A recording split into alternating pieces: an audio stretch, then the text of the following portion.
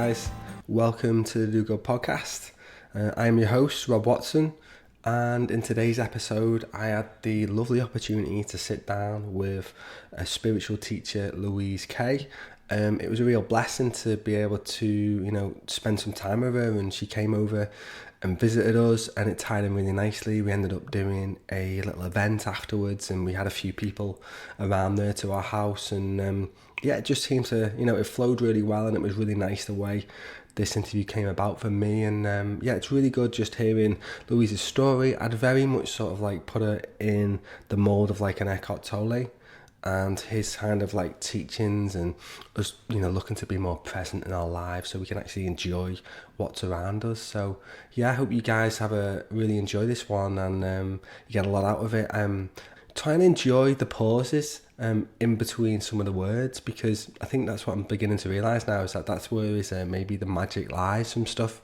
Often, like, I talk at times quite fast, and I don't like to have too long of pauses between what I'm saying. So if I can, one thing I'm taking from this, can I just like learn to slow down a little bit and to enjoy them pauses. So anyway, let's get into today's episode with Louise. I just want to touch on how I sort of like first got to sort of know about you, and the synchronicities that sort of brought that about, and that's just something that I try to bring through a little bit more. And the things that I'm talking about is just this thing of like about allowing and trusting how things will unfold, and just trusting like the magic of life really, rather than feeling like we have to control everything. And I remember just watching a video of you on YouTube, and I think it was just some audio clip, and it was actually named someone else. And then I scrolled down and it said in the comments, "Oh, this isn't such and such, this is Louise Kay." And I was like, "Oh, who's Louise Kay?" So just did a little search and popped up, and then lo and behold, you were coming back to the country and you were doing a winter solstice event. And then that just was like perfect timing. And then I've been along to another one of yours again, maybe a couple of years ago. And again, that just the way it unfolds is really nice. And again, you coming here today, I remember thinking, I asked you, would you like to come on my podcast? And I was thinking, I'll maybe fly to Amsterdam to see you, or if you're around there. And then you're like, "Oh, I'm back in the country, would you like to catch up?" I'm like, yeah, brilliant. So, and I've really just enjoyed sort of seeing how you sort of evolved over, even in the short time since I'd last seen you. And almost like this deeper presence within you, and just this awareness, and you've transitioned quite a bit. But what I'd like to talk about, or ask you anyway, so people who will be coming across you for the first time will see that maybe you're running retreats, you're traveling around Europe and the world doing these things, and you're doing certain sessions, and you're very much like a spiritual teacher in many ways. But like all of us on our path, it's not started out that way. So I'd like to find out a little bit of how that sort of like began for you, and rewind the clock a little bit, and if you can share a bit on that, would be lovely. Yeah, how much do you want to rewind? Well, it would be interesting to know particular times or moments where you became really aware that you had to make some like significant changes because you've had some new awareness to the way life is. Yeah. So the first big thing that happened in my life that opened something new was when I was in my early 20s and started to experience what people call ESP, which is extrasensory perception. And I think the first thing that happened was I started to experience sleep paralysis. And for people that don't know what that is, it often happens when you're having a nap in the afternoon. So I would take a nap and lie on the sofa, and I would wake up but my body stayed asleep. And it was a very frightening experience because I never heard of sleep paralysis and I didn't know what was happening. And I actually thought that I died the first time it happened. And I couldn't move my body. So I did a bit of research online, and I found out that it's this phenomena.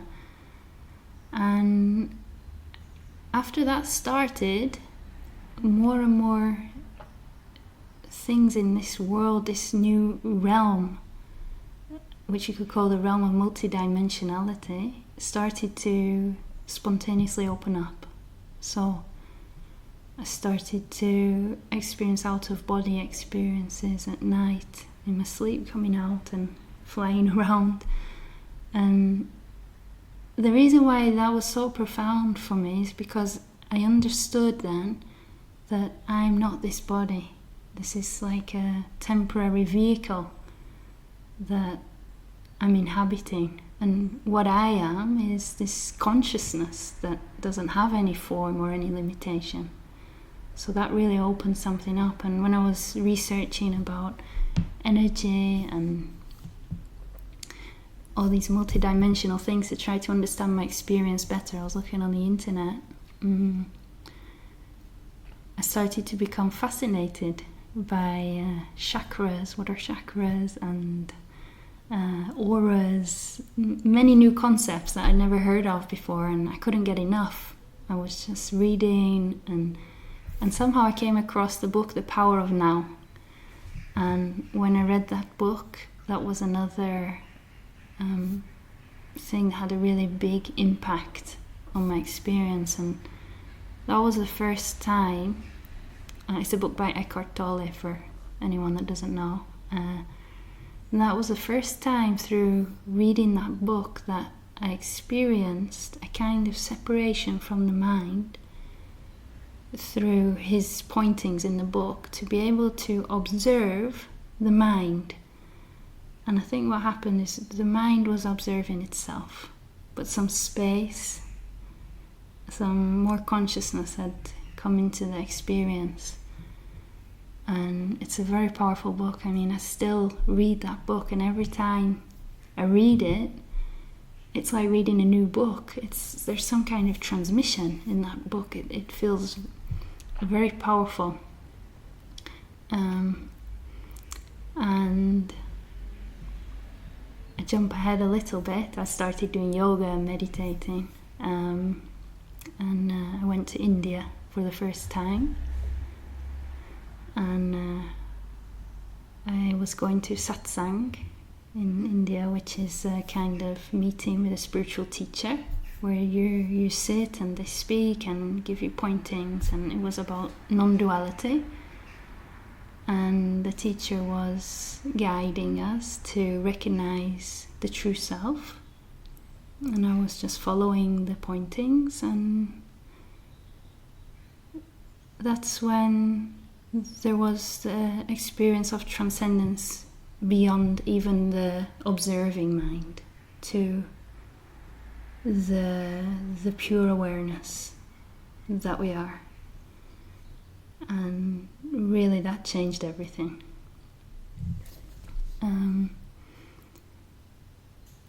Before that India trip, I was working as an English teacher. And after that experience, something in me shifted, and there was a knowing, that's not my path anymore. But I didn't know what the new path was, I just knew it wasn't that. So I one day was meditating, and I made a prayer. And I've told this story quite a few times before, so people that have been following my work have probably heard it already, you too probably. So I was meditating, and I made a prayer. Please show me how do you want to express through this vehicle. And it was a moment of total surrender for me, where I really felt in my heart that I wanted to live in alignment with truth, not from my own egoic mind and my ideas of what I want, just whatever this higher power wants to express through me. I made myself available.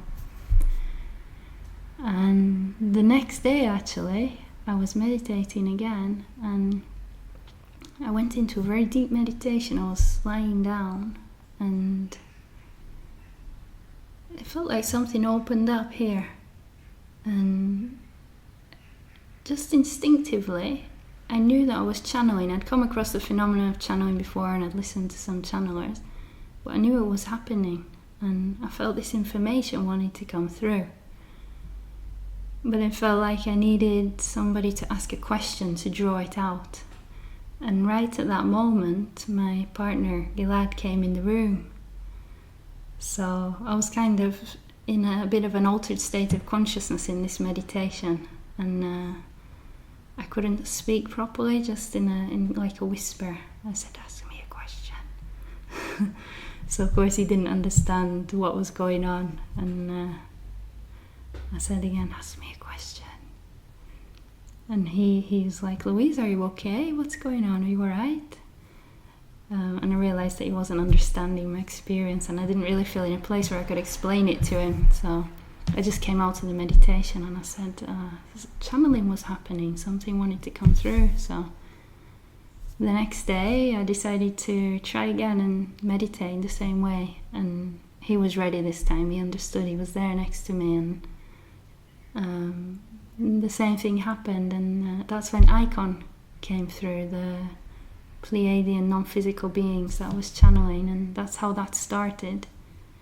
And he asked questions, and in the beginning I actually didn't make the connection to the prayer I'd made the day before. It was only later when I looked back, because I didn't realise it was going to be my work. It was just something fun that was happening for us. But very quickly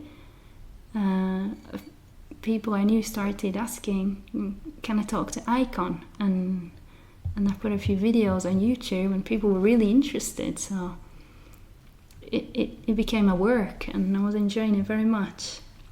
And that grew pretty fast. And as I was doing that work and traveling and doing events, channeling, I was going through my own personal journey of deepening into presence and being, and just noticing the conditioned behaviors that were still playing out, and meeting the old traumas that were starting to bubble up in my system. And it was like a process of integration.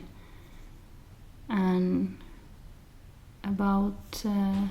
I visited India again quite a few times, but about 2 years ago I was back in India, and there was a kind of deepening of that initial awakening experience. And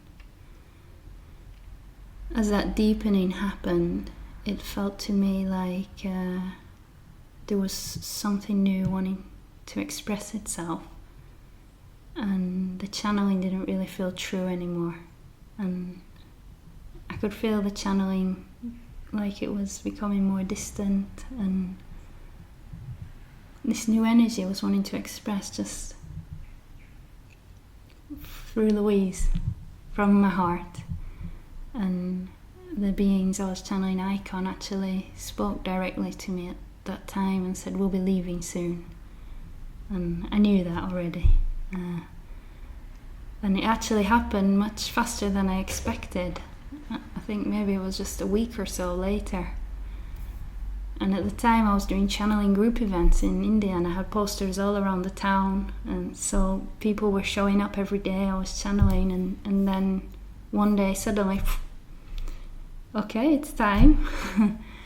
And I went to the group event, and the people showed up to see me channel, and I explained to them, "Look, I'm not channeling anymore actually, and I'm offering this something new now about presence and awakening, and you're welcome to stay and we can explore this together." And that was the first time I did this new work with a group. And since then the personal process continues, and the integration continues, and now I'm doing private sessions to support people on their own journeys, and group events also, and retreats. Sounds like an interesting journey you've been on. Yeah, it's been incredibly transformative for me. And really experiencing the power of this practice of presence and allowing, and just how profound it's been in my own experience, and knowing it, that it's so effective. I want to share that with others and support them. Yeah. So was it challenging to make the transition then from being a school teacher, English teacher, to or did it just unfold naturally for you? Yeah, it felt like it unfolded naturally. When I look back now, it feels like my time as a teacher was almost like a preparation for the work I'm doing now, because it's similar to teaching in a way. And I remember, a different form. Yeah, I remember when I first started teaching English, it was very difficult for me to stand in front of a group and speak. And practicing that helped me to overcome that fear of being self-conscious and what will people think of me and being judged. And I became comfortable with that already when I was teaching. So I feel like that helped me to work with groups of people and speak. Yeah, setting the scene. Yeah. Yeah, it's interesting, isn't it? You don't in the moment, you don't have a clue what's this setting you up for in the next 10, 15 years that will be very useful for you. Yeah. And even as a child, you know, the things that you were interested in as a child, I can relate to, that you were passionate about making stuff, whatever it is, and how that it unfolds in a way is a bit of inspiration for you when you get a bit older. Yeah, and it's really a lesson for us not to, when something's happening in our life, not to interpret it with the mind and say this shouldn't be happening, this not resist or fight it, because in the moment we can't see that bigger picture of what is going to unfold from that. Yeah. And when we embrace whatever comes and we allow it, what I found even in the challenges and the difficult times, there's little nuggets of diamonds and jewels that are unpackaged when we meet the challenge and embrace it rather than fight against it and experience stress around it. And it's like life is supporting us to become more conscious. It's guiding us. It's showing us where those pockets of ego identification or unconsciousness still exist. And it's painful when we have to look at that. But if we look at it with the perception that everything is a gift for me, and we ask, what can I learn from this? How is this supporting me? What is life trying to show me? Then there are no challenges, or there are challenges but there's no suffering with the challenge.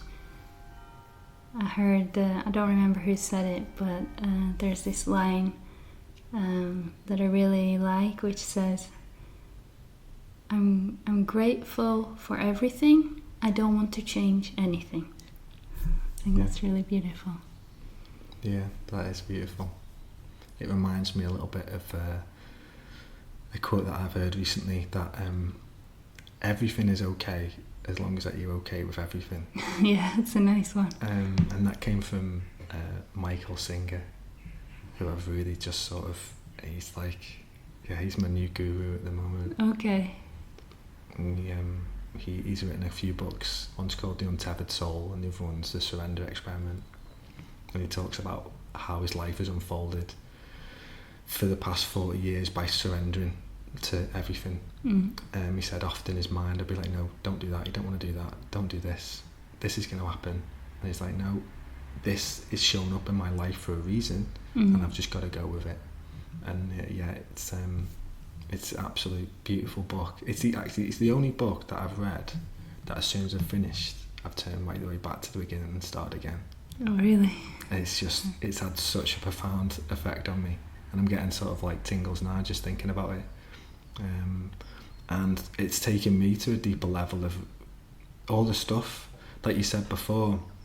You had the awareness that you were watching the mind, but was it the mind watching the mind? And then there's so many levels to go up to, and I realised that I've almost not been stuck, but I've been at a certain level thinking that I'm at a certain place and everything's going to flow and working, but actually I was still controlling that in many ways. And then just recently, even just the past month, I've really just been doing my best to just let go. And the idea that I talk about it to some people is when you were a kid and you might go to, say, a water park, and you've got like them chutes that you'll go in and it'll be all swirly, and you'd end your way and you come out at the side, at the bottom. And now you can do that two ways. You can either just let go and you can totally enjoy the ride and have the best time ever and jump out into the water, or you can be like holding onto the sides and pulling yourself up and having all this tension in your body and holding on for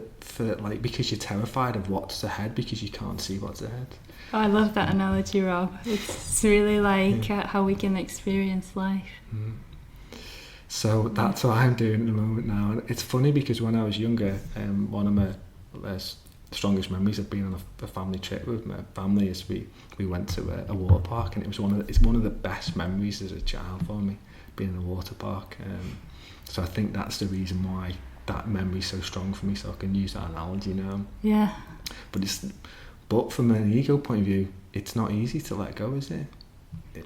For the ego, it wants to fight for its survival, and it wants to feel it's in control, and it wants to feel safe and secure, and it wants to know what's happening, what's going to happen in the future.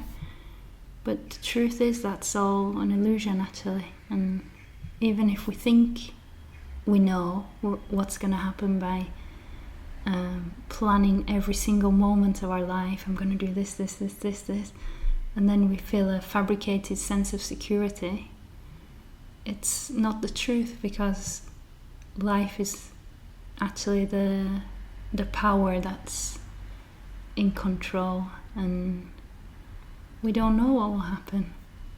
And when we live in that constricted state of fear, it's coming from fear, really, fearing what will happen, then it brings us suffering, because we identify with all the thoughts that appear. Oh, what if this happens? And we worry about the future. And most of our suffering comes from this worrying, which are just thought forms that don't mean anything, because it might not even happen. And once we see that, and the silliness of it, and even the sweetness of it, we can bring our attention to this place of peace, where we can find all the security and safety that we need by recognizing everything is okay right here in this moment. Right now, all is well. And bringing our attention to that. And when people start to meditate or open to this presence, often there's an expectation that I'm just going to experience peace now. And they might experience some peace, but what's inevitable is that the ego mind is going to start to fight for its survival, and it's going to bring up what we could call like mind attacks, trying to pull us from that. And the more that we practice vigilance with staying present, the more we can allow the light of consciousness to shine on these mind attacks. And each time we don't react, we just stay here and notice the thoughts trying to pull us into an imaginary future or worry. Each time we stay here, that ego diminishes a little bit more, loses its power a little bit more. And all of the pain that we experienced in our past, especially in our childhood and very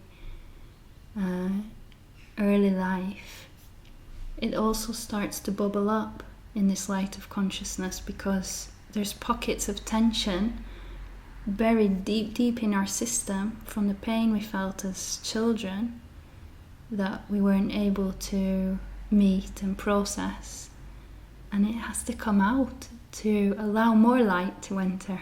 And it's like this clearing out process, and the conditioned patterns fall away, and the emotional traumas bubble up, and the light of consciousness just holds it all. And it can be uncomfortable, actually, because we have to feel the layers of sadness, the anger, everything we didn't feel, we have to feel it all.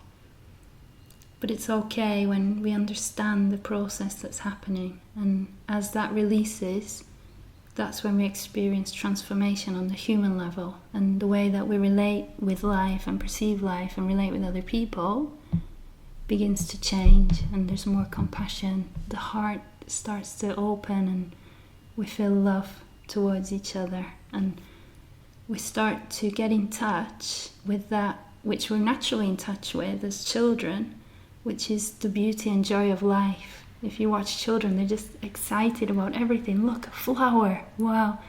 And we can connect with that again.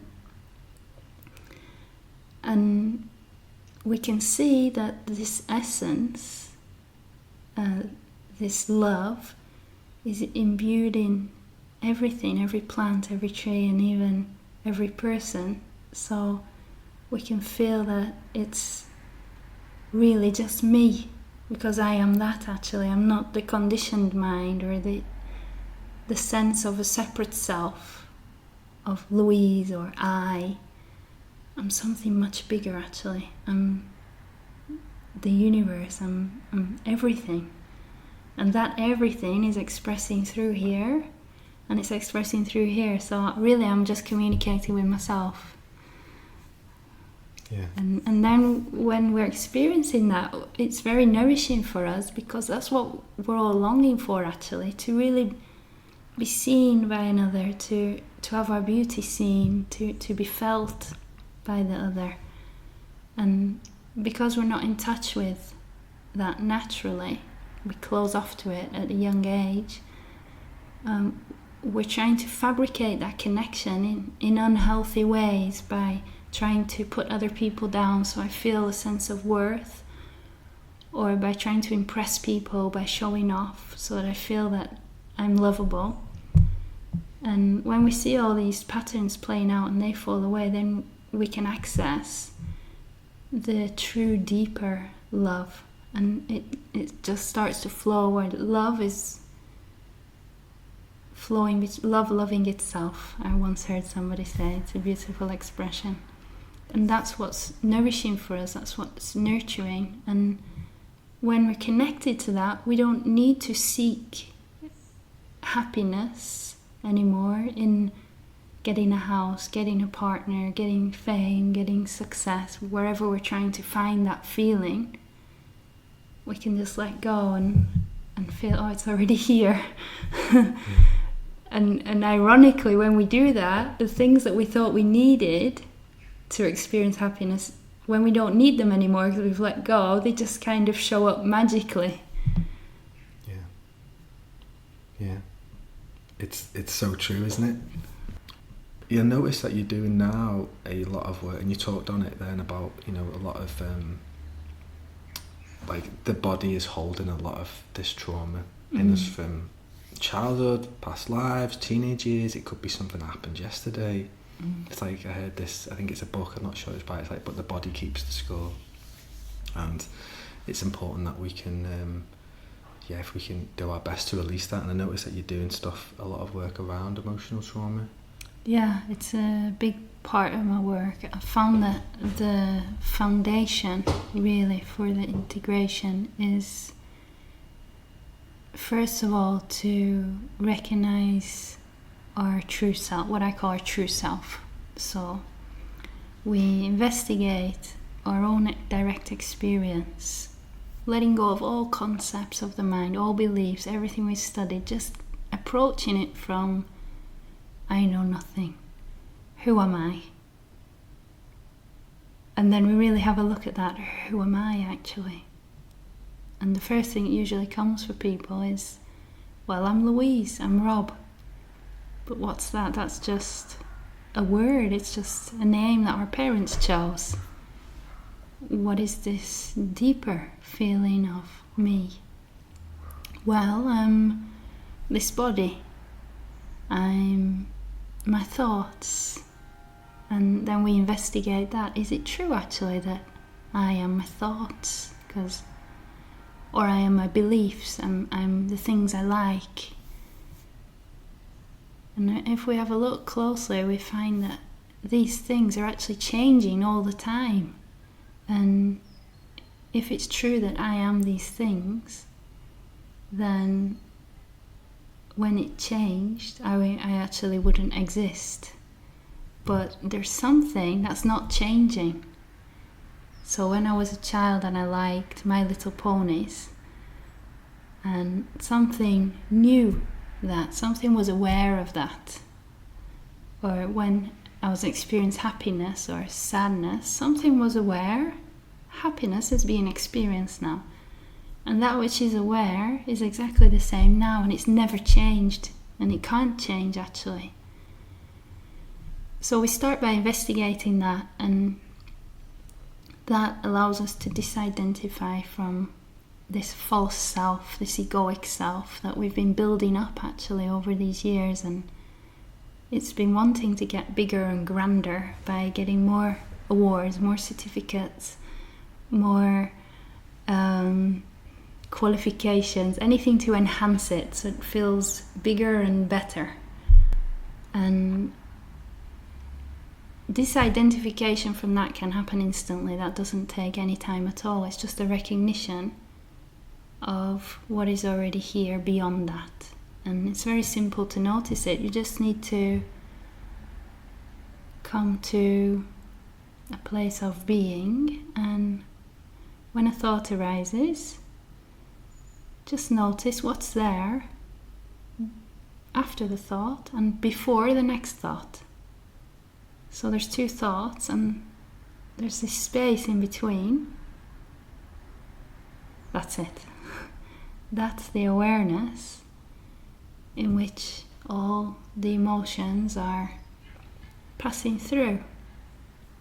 So there's an analogy of there's a few nice analogies that I like to describe this. There's one of the TV screen, where the screen of the TV is never changing actually, but the movie, it changes all the time. And if you go close to the screen and you touch it, you'll see it's just a screen.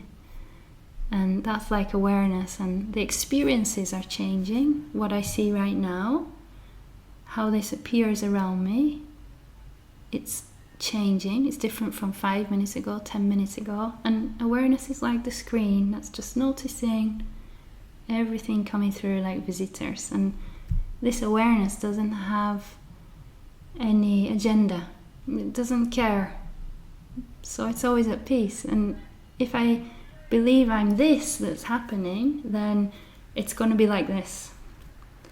I'm happy because life's going good. Oh, I'm sad, terrible things are happening. I'm happy, I'm sad. I'm happy, I'm sad. When I see, I'm not that. That's the experience that's happening, and awareness is here. Happiness, sadness, that's okay. Happiness, that's okay. Sadness, that's okay. Here is peace all the time. And not trying to make the happiness stay, because that creates stress. Because the nature of this, the very nature of it, is change. We can't hold on to anything. It's going to change whether we like it or not. So like you said on the slide, it's holding on or just letting go. What comes, comes. And there's another nice analogy, which is the analogy of the sky.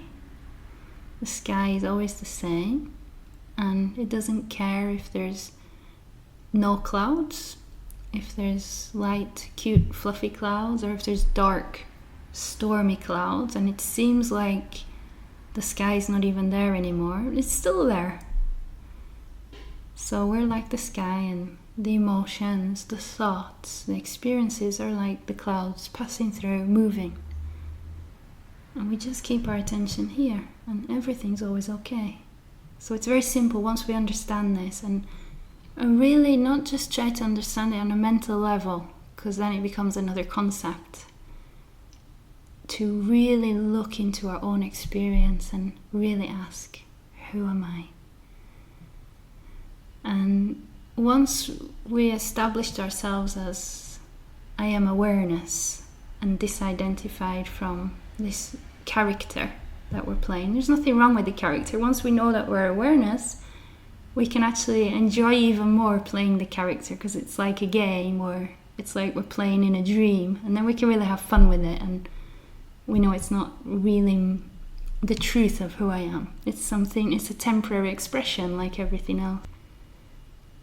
So then we drop the attention into the body, and the awareness is not limited to the body. If you try to locate awareness, you can't catch it, you can't find it, you can't touch it, it just is. And we allow ourselves to drop into the body and feel the felt sensations as the body. And that's when we start to go deeper. It's like if you imagine the ocean, if you're on the surface where there's a lot of waves, it's very choppy, and it seems like this wave is separate from this wave. So this would be me and you and lots of other waves. And if we only keep our attention there on the surface of the ocean, it seems like that's the only reality there is. But if we go deeper, we realize, this wave I thought was you and me, it's the same water. And underneath, it's a stillness, a vastness, a peace. It's quiet as you sink deeper. So we sink our attention deeper, and we open up to the inner body that we might not even have been aware of when we were caught up in the mind. We start to notice, there's a contraction, there's a feeling of anxiousness that's been underlying my whole experience and all my interactions in life. And then we can get curious about it and ask, what is this anxiousness, or whatever it is, fear?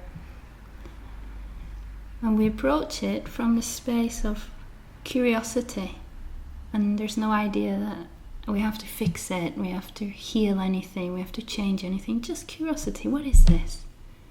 We go closer to it and we investigate it. It's wanting some attention, and we just allow it to very gently be felt, and just go into the sensations with our attention, and we find that it's just energy. And when we open up to feeling this energy, the energy is able to relax from its state of contraction, and then it flows freely and it releases. Sometimes there's even a jolt in the body and you feel the energy go out. And it's a process of allowing all these tight parts, these contracted parts, to open, and the energy to flow more freely again. And sometimes as we meet these deeper blocked energies, memories sometimes come up that are connected to it. We might remember something that happened as a child that was a kind of trauma for us, even though if you told somebody what happened, they'd say, it's not a big deal. For a sensitive child, something can really be very painful, and the memories might come up, and we can understand why we have certain behaviors in our life. These are protection mechanisms that we developed that helped us to survive, to get through the pain that we felt of not experiencing mature unconditional love from our parents, for example. Yeah, as you're talking for that, it's just taking me into my body and feeling the resistance that I'll have and certain bits of pain and stuff.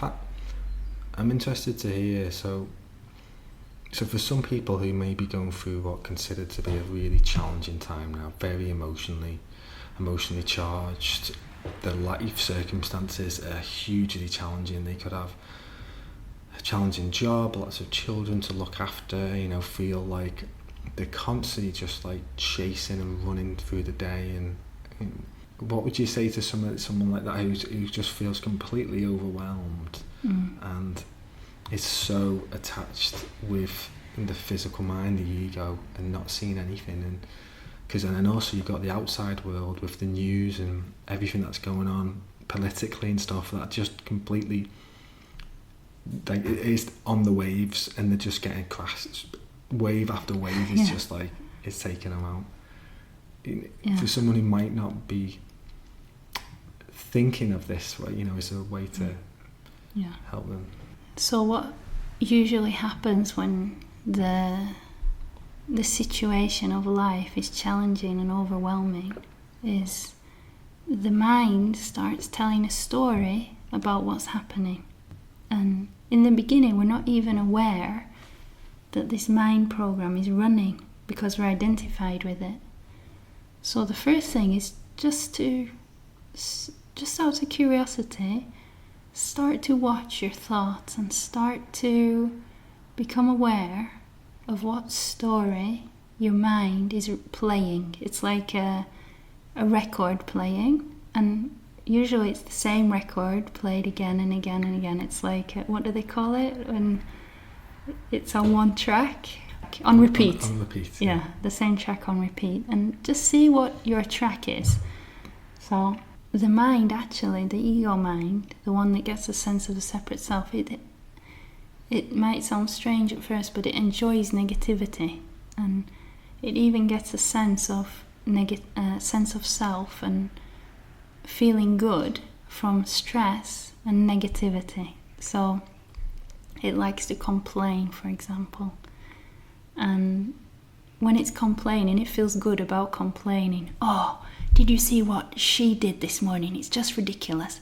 Look at that. I can't believe that. Can you believe that? And it talks to other people, and it's the mind talking to the other's mind, and it's like the minds are playing together and enjoying feeding this negativity into each other. And it interprets what's happening to us in a negative way, as though we're totally powerless and life is just, bad things are happening to me. I'm a victim to life. And it gets a sense of self from being the biggest victim. And it likes to even tell other people, oh, do you know what happened to me? This happened to me. And complaining about my life, complaining about anything that it can find to complain about. So when you become aware of this track that's playing, the first thing is just to notice, okay, something's interpreting what's happening in a negative way. And it's that interpretation that's causing the suffering. If we just eliminate all the thoughts and mental interpretations of the situation, if we take that out of the equation, the only thing that's left is the situation itself, which just is. It's not good or bad. And sensations in the body. And if we let go of any idea that it should be different, all suffering is instantly gone, because we surrender to it and we're allowing what is. Okay, overwhelm is here. I'm just going to allow myself to be overwhelmed. When overwhelm happens, the mind jumps in and it says, I shouldn't be feeling overwhelmed. It means I'm weak. It means my life's a mess. And it tells a story about the experience, and it's not actually the experience that's causing the suffering. It's the story that's causing the suffering. And we can take the story out of the equation and just have a look. Okay, how does overwhelm feel in the body? And it probably feels like some kind of tightness. And then we can just create some space around that and breathe into it and bring some space to it. It's okay that I feel overwhelmed. Anybody would feel overwhelmed in this situation. It is overwhelming. And be gentle with ourselves. We, many times, really are quite violent with ourselves, the way that we even relate to our own inner experience. And the mind will say, I'm not good enough, or and people don't like me, or I shouldn't be feeling this way, I should be doing better. And it's not necessary. We can't necessarily stop those thoughts in the beginning, but just noticing them brings more consciousness to our experience. And when there's more consciousness, that, when we practice being present and observing in this way, that just grows and grows. And the unconscious parts, those mind patterns on repeat, they start to dissolve. And we can use little tricks in the beginning that can be helpful, like when we notice there's a negative thought saying, I'm not good enough, I'm going to switch that around and replace it with a positive thought. I'm doing my best. And just notice that it affects how you feel inside. If you interpret the reality in a negative way, you'll start to feel heavier and depressed. And if you change the way consciously that you're interpreting it and say, it's like this, maybe if I can make some change, I'll try to make some change. But if that's not possible for me right now, I won't fight it. I'll just accept that it's like this and enjoy it the best I can. It's already lighter, and it feels lighter inside of us. So this is one thing that they can do. And the other thing that I would recommend to people is any moment that they have spare, and I know a lot of people are super, super busy, but everyone can find just a few moments when you're like sat in the car at a traffic light, or even when you're chopping the carrots to make the dinner, or even just sitting on the toilet. Any moment, just to bring your attention to the breath, and breathe in and breathe out. And just doing that for a few moments brings a sense of peace and calmness to the system. And just take the attention out of the mind for a moment and bring it to the breath.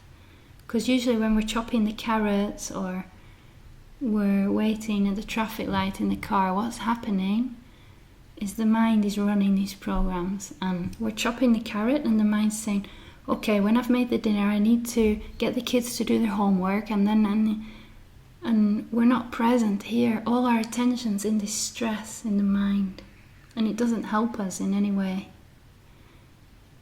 So by bringing attention to the breath, the attention's distracted from the mind, and it allows it to quieten down a bit. And just this practice, whenever you can bring those few moments of peace, of calmness. And it's a good place to start. It's a beautiful place to start.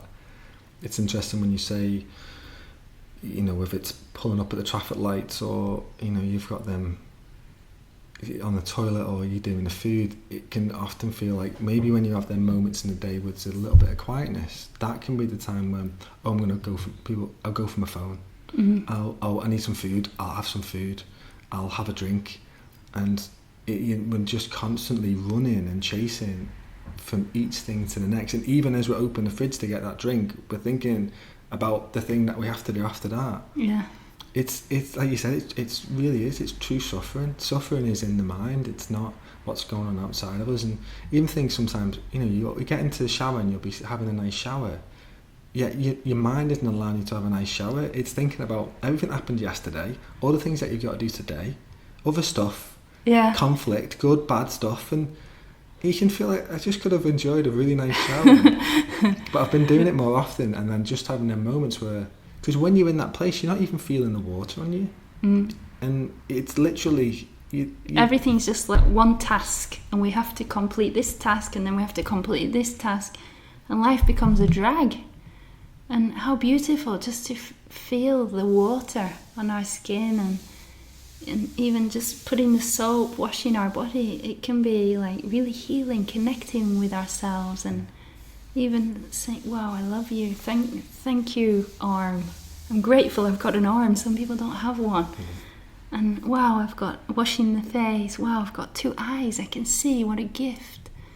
And then we're experiencing life from a place of gratitude. And we're focusing our attention on what we're grateful for. And the heart starts to open up and we start to feel more joy and love naturally. Just by shifting our attention from the negative things, and if you want to find them, you'll find them. They're everywhere. To the positive things, and if you want to find them, you'll find them. So really, that power comes from inside of us, and we can choose to enjoy every single moment, even just waiting for the bus. I discovered at some point that waiting is a very interesting concept, because it's a mental idea that this moment's not worthwhile anything, and I need to try to get to that moment in the future. And there's even an interesting movie by Adam Sandler, I don't know if you've seen it, I think it's called Click. No, not come across it. And it's based on this profound concept that a lot of us experience of wanting to jump to the future. So he's excited about like a football game. I don't remember exactly what it is, because it's a long time ago since I saw it, but he wants it to be the time when the football game starts, and he's got to wait a few hours. So he gets this magic power, and he can press a remote and jump to the future. So he presses click, so he doesn't have to wait anymore. And then after the game, he wants to get to the next thing, and he keeps clicking and jumping to the future. And then he gets to the end and he realizes, oh, I missed all my life. I'm going to die now. And for many people, life can be like that, where it's just the next thing, and there's only one direction we're heading in. Yeah. The journey is the destination. Exactly, yeah. Yeah, and I often think now, because I've been just like, feel like I've gone a level deeper on stuff of like the past month or so, to realise that how much of my entire life has been just purely been created from my ego.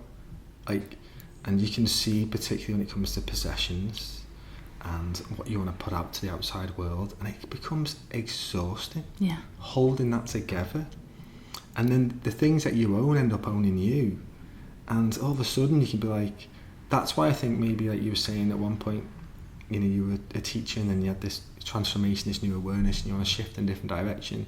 That can be the case for, you know, a lot of us, and some people could be way further on in their life, and all of a sudden they're married, they're not happy in their marriage, they've created all this stuff, doing a career that they don't like, everything around them, expensive house, cars.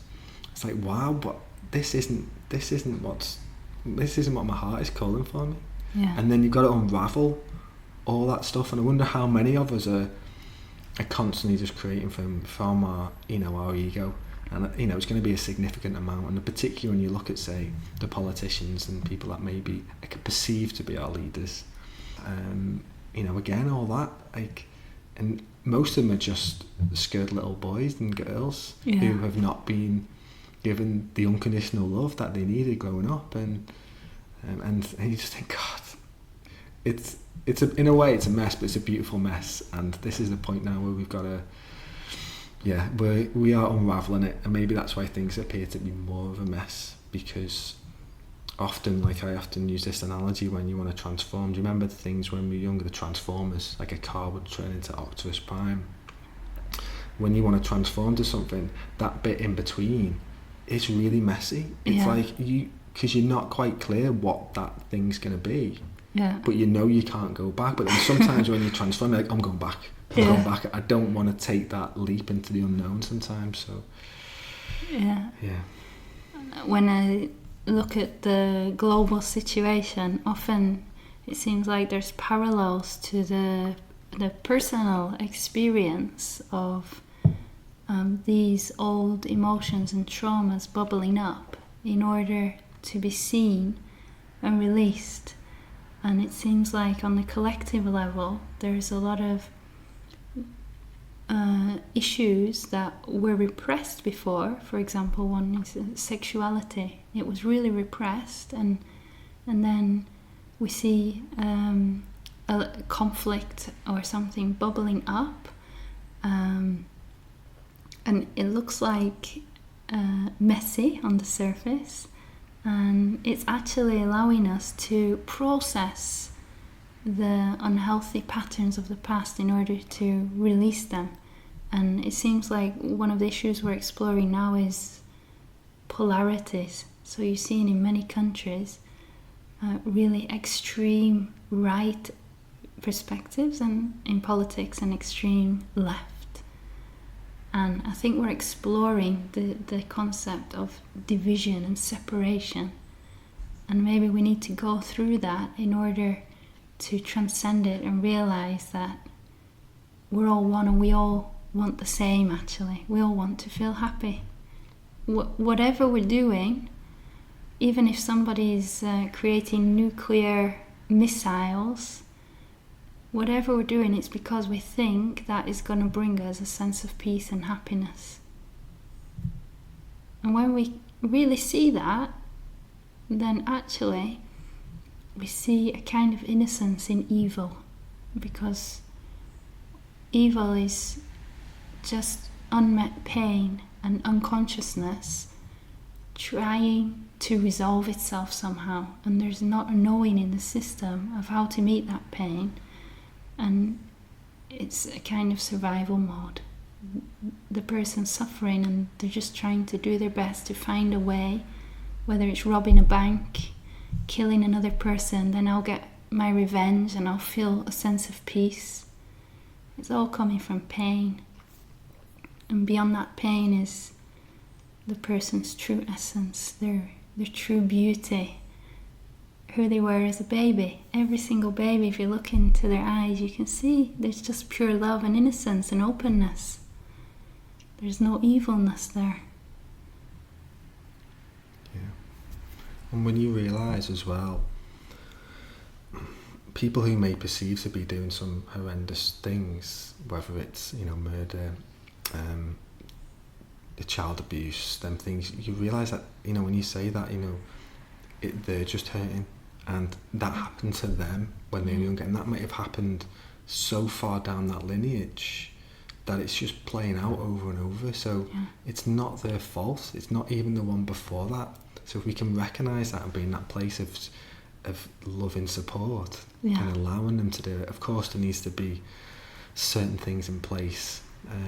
But if we can see things, and when you talk about polarity, it's what comes to mind for me for that, yet so apparent, isn't it? If that, particularly in this country, say with Brexit, it's so divided. And the people on one side just will not even consider listening to the other side.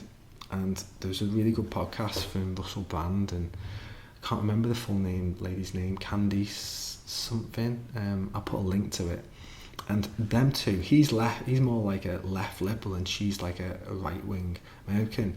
And they've got such different views, yet they're sitting down for an hour and a half and talking about them and embracing the differences and acknowledging the other person for their opinion and allowing them a space to speak, and the other person's listening.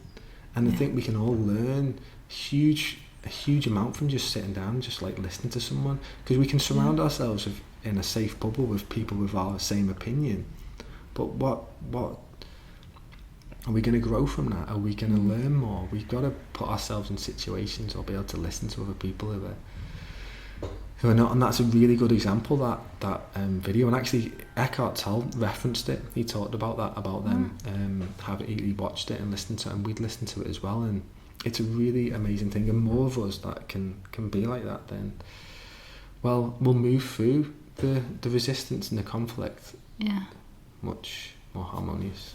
And then we instead of making the other an enemy just because they have a different perspective, we realise that no, it's my friend, and it's okay if they believe differently than me. They don't have to become my enemy or the other one or the wrong one.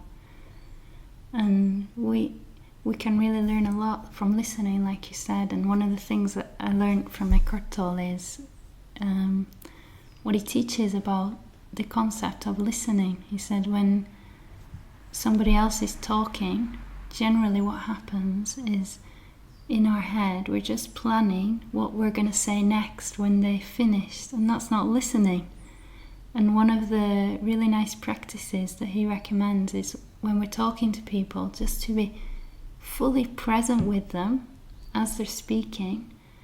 And when I started doing that, I really experienced a very big shift in the way I was having conversations and relating with people.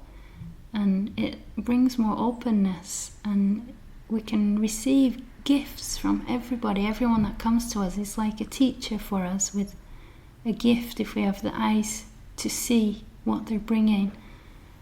And like you said, to really listen and not be so attached to our own idea of I'm right. Just to be open. Maybe I can learn something. And then we don't need to fight for our position, because the ego gets its sense of self from what it believes in. And it has to be right, because if I find out I'm wrong, then basically I'm dead. I'm eliminated. So it's fighting for its survival. And just to know that, okay, this what I believe in is nothing to do with this true self-awareness. And if that changes, I'm not going to die actually. I'm still here. It can change. It's okay. My identity, my sense of self is not coming from my beliefs or my opinions.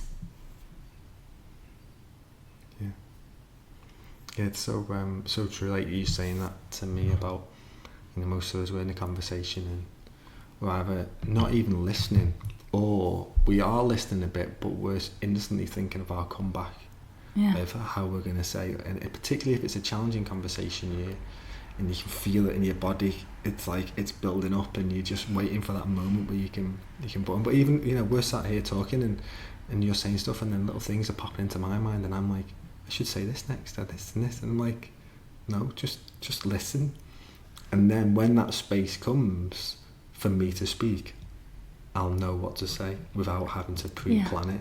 And then what you say comes from a deeper wisdom, because it comes from the space beyond the mind, and we don't think it, we just be, and then the right words just arise naturally, spontaneously. It's not coming from me anymore, it's coming from the deeper intelligence. What a place to live from and to be from. Yeah. And then you feel much less pressure, because you'll know what you need to say, and you'll know what you need to do in your life when that moment arises. Yeah. And like I'm a designer, and I used to at art college I'd create these artworks, and I always remember this, because I'd sit down, and with one particular one I was just given this space by the teacher to go into this room and just be on my own for the day, and I didn't have a clue what I was going to create at the beginning. I was just looking around for objects to use, and then all of a sudden it's one of the nicest things I've ever done when I was 19, and I always harbour back to that, thinking I didn't have a clue what I was going to do. I didn't plan it. I just showed up, and I picked up what was in front of me, and then allowed it to just come into form. Where now I'm not, I need to just remember that more, and remember that things can be so much more amazing than what we can imagine them to be. Yeah, it's really nice just sat down and just talking to you, and just that's what I love about doing this podcast. And you'll have it with the things that you'll do, your retreats and your events and sitting down with people. You can really be present for something. Like, how often would a lot of people I'm getting to interview, how else would I sit down with them for an hour and a half without outside distractions or whatever, or getting to have really interesting conversations. And so I'm blessed, I'm grateful. And that's something just to be nice to talk about. It's just, you've mentioned it a few times, but gratitude. Wow, it just shifts you, doesn't it? Something that we do quite regularly is before we'll go to sleep, we'll say, what are 3 things that we're grateful for today? Oh, it's a beautiful practice. Yeah. And we started it actually when we were on holiday a few years ago, and it can be very easy when you're on holiday. You go, oh well, we went down to the beach today and someone bought us a nice meal. But even in the most mundane, natural days, there's always something. And often mine tend to be around our pets. Like just picking them up and having them around, and the simple things, something like, you talked about it before, when you're in the shower and you're touching the skin, we've got everything that we need. Yeah. It's all in front of us, and especially the way we live now with technology, we have got everything. It's there already for us. Yeah, it's only for the ego mind that it's never enough. Even if we get the bigger house, if we get the second car, whatever it thinks that we need to get that sense of it's enough now, it can never be satisfied. It's like a bottomless pit. It always needs more and more and more. And when we stop trying to get more, and we stop trying to create in life from that place of lack and neediness, I need more, then we realize that everything we need is already here, and this moment has everything. And that's where the natural joy and gratitude and happiness comes from. And it's so simple. It's just by stopping, we see it's all here. I know. And when you kind of get it and you have them feelings of, wow. You talked actually about being in India, and one of my first times of actually feeling that true awareness, that the magic of the moment was actually after, from Eckhart Tolle as well. We were in India, and this guy David passed the book to me, Eckhart Tolle's book, and I read it, and I just had this moment on the beach where, wow, I could just feel everything, and it was absolutely magical. And that's there all the time, and I'd been ignoring it for 29 years, and there it was all along. And I remember getting the feeling of that and a taste of it, thinking, wow, I want more of that. But then part of that was my ego saying, I want more of that, I want to experience more of that. And then I wouldn't get it because of that. Even though I didn't know it was coming from my ego, I'm thinking, oh, that's coming, so yeah.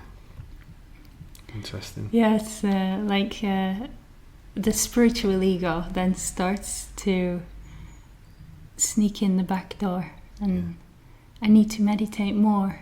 It's always about more. Yeah. Just noticing that, like you did. We see the sweetness of it. We don't need to make the ego even an enemy or another. It's another form of division, and there's me and the ego. Just to notice that and see it for what it is. And even that's not a problem. The ego can express its thoughts, its opinions, but we don't give any power to it, because there's the sweet innocent ego trying to control. Or maybe it's like a little child that feels scared. It feels like it doesn't have enough. And then just bringing the attention back to the heart, and it's okay actually that that's here. It's okay that fear is here. Whatever is here is okay. And really learning to be gentle with ourselves, because if we can't be gentle with our own inner experience, how can we be gentle with other people? So we cultivate this compassion and this gentleness that naturally arises out of the clear seeing when more consciousness opens up, and the way that we relate with other people is more from heart-centered, and rather than ego and separation, and we're more gentle with them, and that's actually nourishing for their system, and it can have a positive impact on other people's lives without us even having that agenda. It just happens naturally, because this love wants to overflow. It wants to express itself in kindness and compassion, and it's not coming from a mental idea that, to be a good person and to have value I have to be kind and compassionate. we just let go of all ideas of how we should be, and in this spaciousness, those qualities naturally arise because they are the qualities of the divine, what you might call God. I don't like to use that word too much because of all the connotations around it, but God, love, the universe, it's all the same thing.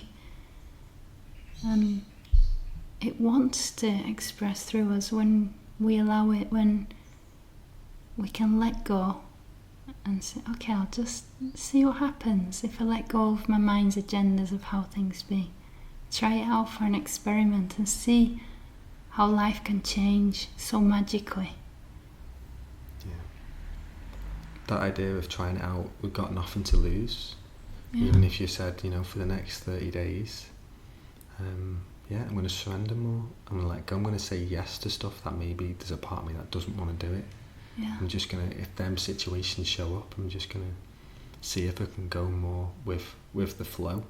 Yeah, and when challenging or what we call negative emotions arise, like a feeling of sadness or emptiness or loneliness or boredom, instead of going for the phone or the chocolate and the cookies or the glass of wine, just sit down and just say yes to it and be gentle with that feeling and let it be felt and give space to it.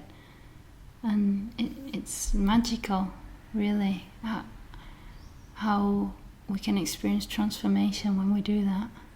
Because you can feel like, the mind feels like the transformation, the change comes from the next thing or the next idea. That will then help you to get what you think that you want. But like you say, it's like, no, take a pause, take a breath, just take a moment. Yeah. It's a spiritual cliche, but really it's the truth that everything is inside of us. Even Jesus said the kingdom of heaven is within you. And it doesn't really make sense to the mind, it's inside of me. But what it means actually is just to slow everything down and feel the inner experience and become aware of the inner experience and the energies. And for people that they are new to this, they might not even understand what I'm talking about. And one of the first practices that I did is one that's in that book, The Power of Now. And Eckhart Tolle says, just bring your attention into your hand, close your eyes, and see how do I know my hand is there? And you know it's there because you can feel it. You can feel some sensations, like maybe some tingling or some heat. And the more we practice doing that, the more we become conscious and present in the body. So what happens when we experience a lot of painful emotions as a child, we bring our attention out of the body as a way not to feel the pain, and all that attention gets focused up here in the mind, and we're just experiencing this. And if you have bare feet, or you take your shoes off and just feel the sensation of your feet connected to the grass or the floor, it brings that energy back down into the body. And at first it's like, oh, this feels a bit yucky, this feels uncomfortable, but we have to go through that. That's like a doorway into a deeper part of ourselves. And as we allow it and open to these contractions and painful and pleasant feelings, then we become deeper and deeper, more present in the body. So now that you've got this awareness and this way of being, are you able to live from this all the time, or do you still feel you get pulled back into some old patterns?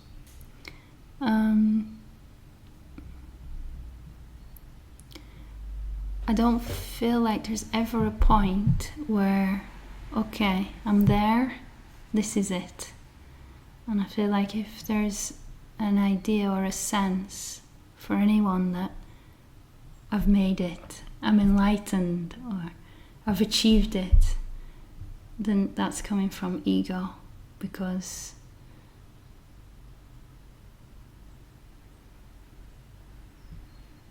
it's a continuous process, and it's an ongoing process, and you have to stay vigilant every single moment. Somebody asked, there's a teacher called Papaji, and somebody asked him, I don't remember the question, but it was something similar, and he said, I have to stay vigilant until the day I die. Because if we don't keep our attention here, that mind will jump in and pull us. And for me, it feels like an ongoing process, and it doesn't seem that there's ever going to be an end to that process. And that's okay, because there's no idea that there's somewhere to get to. Any idea that you have to get there where the process is finished comes from the mind. So it's more like an allowing and the process happening by itself. I think for me and everybody else, the most challenging situation is when we're with our closest family members, because also with our partner, because these close relationships are the ones that touch the deepest pains inside of ourselves. And that's actually the gift when we experience these challenges with our family, when we get triggered, when some pain in us gets triggered and there's a lot of emotion rising up. It's an opportunity for healing and for deepening and for meeting the pain. And it's an opportunity not to move into a place of blame and projecting our pain onto the other one. So you have to change so that I don't feel like this. But instead taking responsibility for what feelings are coming up in me and meeting it with gentleness inside of myself. And when we don't project and move into this battling and arguments, more space opens up, and then we're able to see actually what's playing out. We can see on a deeper level the patterns that are playing out, why we're behaving and relating in this way. And if there's not love, then most likely there's fear. And we can see what the fears are. And when we see the fear in ourselves, we can hold space for that and hold that pain that we feel. And when we see fear in the other, we can also feel compassion for them, because we know that they're not intentionally trying to hurt us. There's just not enough consciousness there to do any differently, because nobody's trying to be mean or nasty to their family and the people that they love. I heard the one teacher saying, we don't wake up in the morning and ask ourselves, oh no, how can I hurt my family the most today? What can I do to bring them the most suffering? It's just unconscious patterns playing out, and when we see the innocence in it, we can just be, we don't need to react. Instead, we just respond. Oh, it's interesting that you feel like that. I don't agree with you, but that's okay. And I love you. And instantly, it's all diffused. Yeah. Many times the person just wants to be heard, they want to be felt, they want to be seen. And when we're able to hold space for our own inner experience, we develop a bigger capacity to hold space for those around us when an upset's happening in their system. We just stay still. Beautiful. It's gone so nice, this. It's really had a completely different flow to any other interview that I've done. So you're back in the UK now? Just until Wednesday. Just for a week or so? Yeah. And then I'm going back to Amsterdam. Yeah.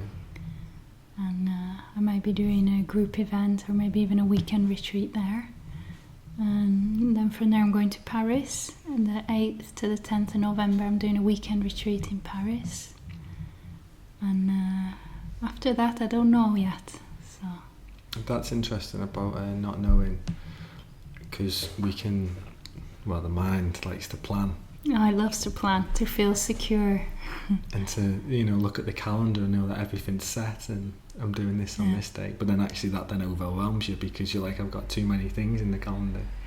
So how, I'm asking these questions, but I kind of already know the answer because you've answered them already in here. So you're planning stuff, is it comes down probably just because you're surrendering, and the next thing that you're supposed to do, you go to Amsterdam and you'll do a retreat there, and then you'll move on to Paris, and the next bit of inspiration will come to you. Yeah. At that point. Yeah, and the more I've been practicing living in this way without trying to control and hold on to things, and just surrendering to allowing life to unfold in its own way, the more synchronicities tend to happen, and what I call divine inspiration comes. So it's just a letting go of how things should be, and resting as awareness. And then the feeling comes to go somewhere, to do something, and then we take action on that because it feels aligned. It's not coming from a place of fear or neediness. Just, this wants to happen, and allowing that to happen. What will happen after, I don't know. And just meeting what's here now, what's needed in this moment right now. And life unfolds in the most magical, beautiful way. How do you know sometimes the difference between a moment of inspiration to do something, or whether it's your mind just saying that you need to do something? That's a very good question. And it's confusion for a lot of people. When it's coming from divine inspiration, there's not a feeling of stress around it, like this needs to happen like this, and if it doesn't happen I won't be happy. It's just a kind of a relaxed, almost like excitement feeling. It like a subtle pull. That feels really exciting. I want to act on that, and there's no idea of what the outcome should be. I think what's coming to me as I said that is something that Bashar, who Daryl Anka channels, he says something about this. Is it taking action? You probably know it better than me. What is the sentence? It's following excitement, taking it as far as you can, with zero expectation for the outcome. Yeah. And it's that expectation where you'll know that the ego mind's jumped in if there's a demand of how this should be or how I want it to be. Just letting go and let it unfold how it needs to. So it's the difference between an inner feeling of relaxed openness or contraction and stress and fear. And the more that we practice what I call embodied awareness, which is recognizing that space I was speaking of at the beginning, beyond the experience, and embodying that by feeling the sensations in the body, the more we get in tune with this field, this invisible field of intelligence, and we're connected within, and our inner feeling becomes like our GPS. So we can feel, this coming from fear, I'm not going to act on that. And that can also be a good opportunity to meet our fears. What am I scared of? And just question it and have a look and feel the sensations that come with the fear. Maybe I'm scared. Many times we have a deep-seated fear for our own survival, which I think comes from generations back, from when we were chased by mountain lions and bears, and really we were fighting to survive. Now we've got a house and we've got safety to a certain extent, but these old fears are deeply embodied in our ancestral lineage. So it's an opportunity to meet and release that, and that is actually a healing of the past. When we release these fears and moving into the future, we don't take it with us anymore. Beautiful. I'd love to just ask maybe just one more question then, and that is, well, I ask all my guests this one, but I might reframe it slightly. For anyone who may be listening to this and obviously getting a lot out of it and how they can be more present, I'm interested to know, say they're in a position where maybe you were 10 so many years ago, where you're in a maybe a career or life that doesn't fit with you, what advice would you offer them so they can potentially move into a place that they can begin to do the things that are going to feel like going to feed the soul more? Yeah. It's a good question, because I think a lot of people feel kind of like they're stuck.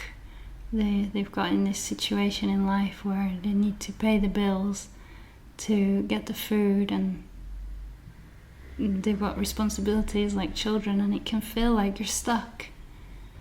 So the best thing that you can do is totally surrender to the situation that you're in, and as much as possible feel gratitude for everything that you can. Notice whenever the mind moves into complaining and it shouldn't be like this. And when you align with that state of being, what you notice is that the outside reality, which seems like it's fixed, actually starts to shift and reflect the new inner state of being. And when people, this is a whole other conversation actually, where we can get into conscious manifestation, but basically there's a kind of divine intelligence at work, and it knows exactly what is best for us. And when we surrender and allow fully, by being present in every moment and disidentifying with the ego mind, that intelligence becomes the ruler, rather than the ego mind being in the seat of the king on the throne. Is dethroned, and the power actually comes from something beyond the little me. It comes from this divine intelligence that is creating galaxies, universes. It knows what it's doing. So continue to feel the gratitude, the presence inside, and just whenever there is an opportunity to take action on what's more exciting or feels more aligned, whether it's drawing or playing music, or try to bring that into your life somehow, focus your attention on that and enjoying that. And as you do it, something will open up in life, most probably. Maybe you'll be made redundant, maybe a new opportunity will come in life.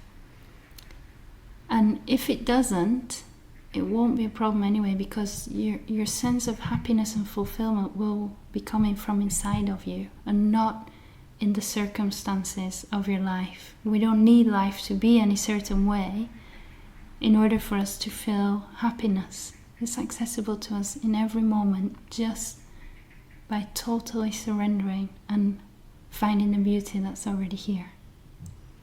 Well, that seems like an amazing way to wrap up our interview today. Incredible. I've absolutely loved every moment of this, Louise. Me too. Thank you so much for talking with me today. Thank you. There we have it, guys. There's today's episode wrapped up. For me, it felt like one long meditation for me, just to be sat there and to be in Louise's presence for, an hour and a half, and to and just to delve deep into stuff. And it just flowed really nice for me. I didn't really look at the questions I had. I just went with the flow more and did my best to just stop listening to the things that were popping into my head, and just to be here now, and just to enjoy someone else's company, and just to engage with them that way. So I hope you enjoyed it, guys, and if you did, please share this with a friend. If you listen to an Apple podcast, leave us a review. That would be amazing. And until next time, guys, have a good one.